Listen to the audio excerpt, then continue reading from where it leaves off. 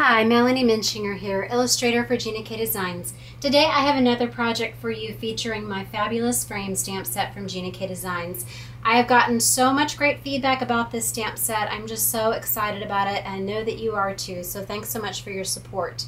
I've shown you a couple different ways that we can use the frame now, portrait and landscape style, but I want to show you how you can go beyond rectangular cards to adapt this frame very simply to make square cards. And I think you're just going to freak out when you see how many different layouts you can create with that frame and just a few simple cuts. Let me show you really quickly. Also, what we're going to be doing today is a technique that I like to call faux paper piecing, as well as just a few tips and tricks that I am going to be sharing about my silhouette cut file. This is a studio file. We have it on the freebies page for a limited time on Stamp TV, and then it will eventually move to the store, but it's only 99 cents, and there's a lot that you can do with this file.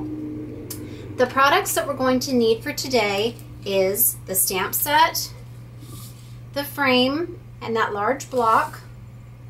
You'll need some smaller blocks for stamping the greetings and your butterflies.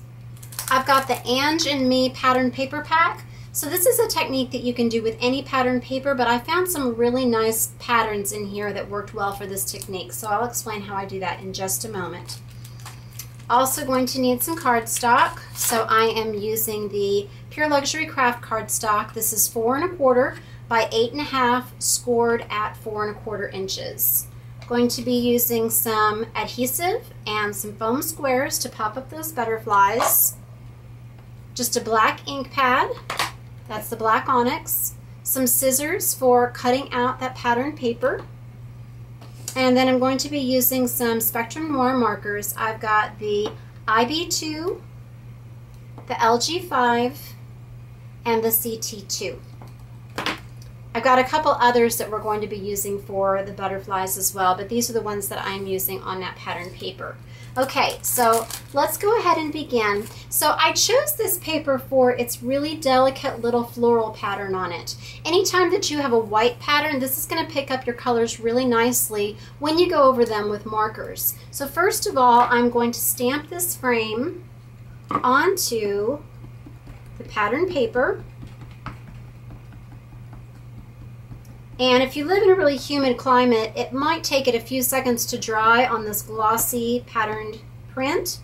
So if you want, just wait a few seconds before you start coloring it, or you could hit it with a heat gun if you have one. All right, so I'm going to flip this over and just drop my frame onto it carefully and press all over and lift that off. Okay, perfect. Now, I'm going to go ahead and take these markers, and first you might want to do just a little bit of a test on it. I'm using cool colors here, this green and this blue, to layer over this kind of turquoise color. So another blue is going to make the blue even bluer. The green is going to become more of kind of a deep teal emerald color. And then I'm also going to use this yellow, and the yellow plus blue, that's going to turn a little bit green. But this is a way just to use your markers and create, so you can see how that changes. So you might want to just test this on a little scrap before you get started. But see how this is making it look like you have 3 different coordinating pattern papers. Okay, so I call this faux paper piecing because it's just a way to add color with your alcohol markers over the pattern paper, but then it looks like you have several different colors. And then we're going to go even a step further with it. So I'm going to go ahead and I'm going to take the bullet tip, and I'm going to go inside this frame, and we're only going to be using the oval and the belly band and one side, but I'll show you in a second how cool this looks when you cut off just one side of it and put it on your square cards. And square cards are really popular. It's a great look. It's just something different to change up the normal A2. And I always like to make 4 1/4 just because that will still fit in an A2 size envelope, but you can make them 5 inches, 6 inches, whatever you want. But an 8 1/2 by 11 sheet of cardstock yields 2 cards plus scrap. So that's a really nice, easy way to cut it and measure it. Okay, so that's all we're going to be cutting there. Now let's go ahead and cut this out. So I like to cut it first, or excuse me, color the outside border first before I cut.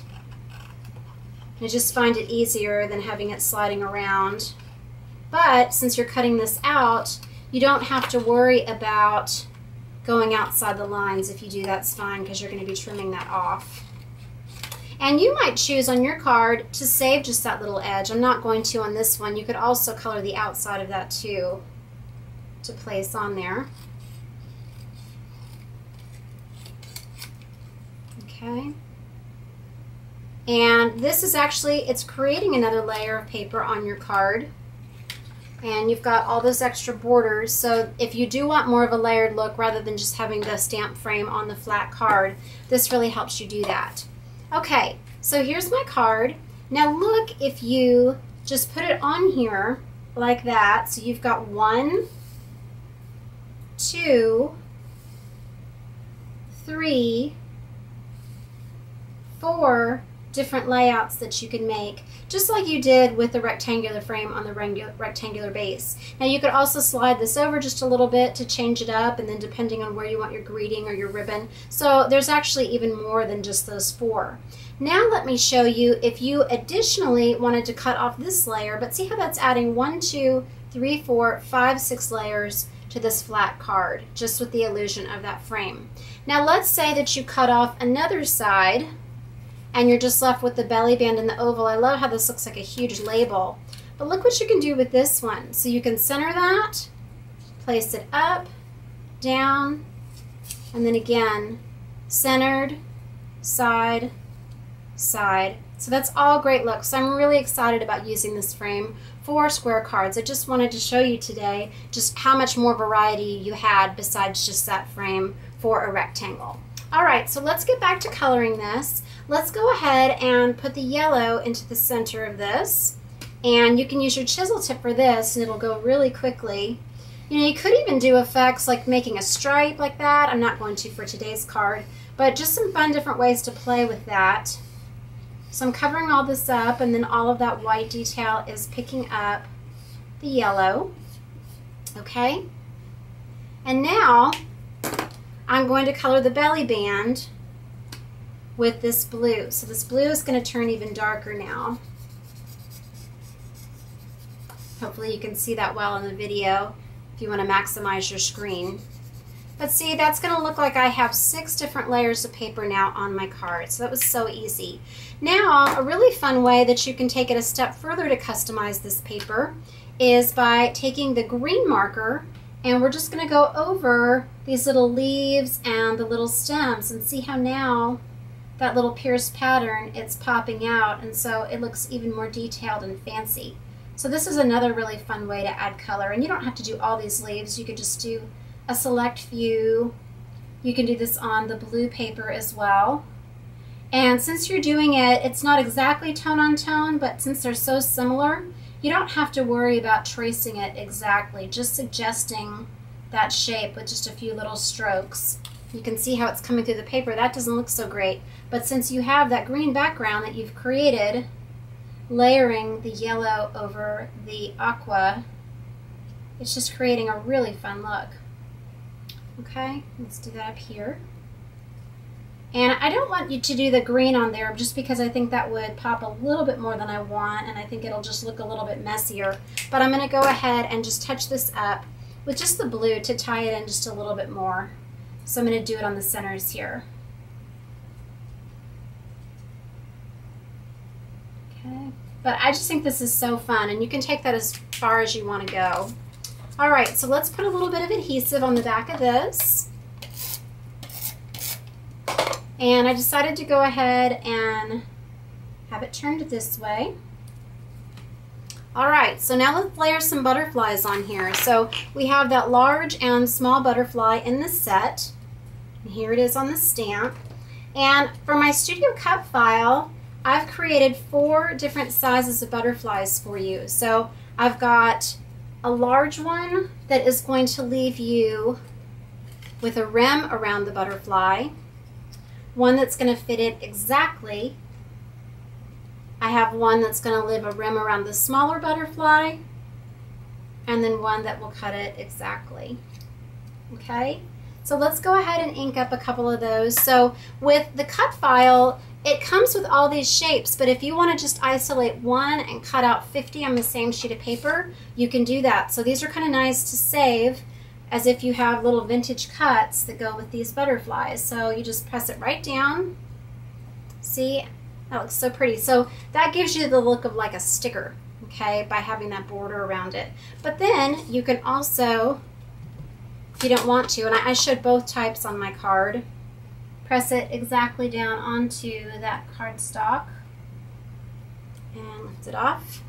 No cutting. So I love my silhouette. All right, let's go ahead and just color a couple of these really quickly. I'm not going to color all of them, but just filling it in with that same IB2, this ice blue. So I chose the colors that I layered over the paper, but then I also added one that was kind of an orangish red to match this tomato soup. So this is a great way to get inspiration for your color palettes, and I didn't want this card to just all be blue and green. I really wanted something that was going to pop a little bit more. Okay, so I'm going to go ahead and add just a little bit of an accent here with this green. Okay, and then go back over it with the blue just to kind of blend it in there. And then we'll put a foam square on the back, bend it a little, and then add that right to the card. Now I'm going to add a greeting here. This is the friend from the stamp set, and like I showed you, you can put this image sheet right over it to figure out where you want them to go. And I decided to also add just a little accent from my Bring the Bling set, and this is a stamp set that looks like you're adding dimensional flourishes or brads with just a little hint of shine. You see that little highlight on there. So I'm just going to add just these little 3 dots. I like these as an accent in the corners or at the edge of a mat. Okay, and then let's go ahead and stamp that butterfly inside, and this is a great way to bring the design inside, but also if you are photographing cards for your blog, for staging, it always looks really nice to just see a little hint of that on the back. Okay, and then you could put maybe one of the little butterflies on the back and then sign your name. Okay, then you would just fold that up, add the rest of your butterflies. If you want to add some glitter, you can do that too, but I just think this is such a fun look. So choose light papers that you can layer darker colors over. This pack also has this green and this orange. So again, just think about how the colors are going to mix and then try them out on a little scrap if you need to. But you could layer darker greens over this, blues, yellows. With this one, you could do darker reds or browns, and that would yield some really, really pretty shades for fall. Again, here's the finished card. I hope you enjoyed seeing some tips with the cut file as well as with these square cards, and I just hope that you'll come back to this faux paper piecing technique again and again. Please enjoy. Please visit my blog, Hands, Head, and Heart, for more inspiration. Thank you for watching.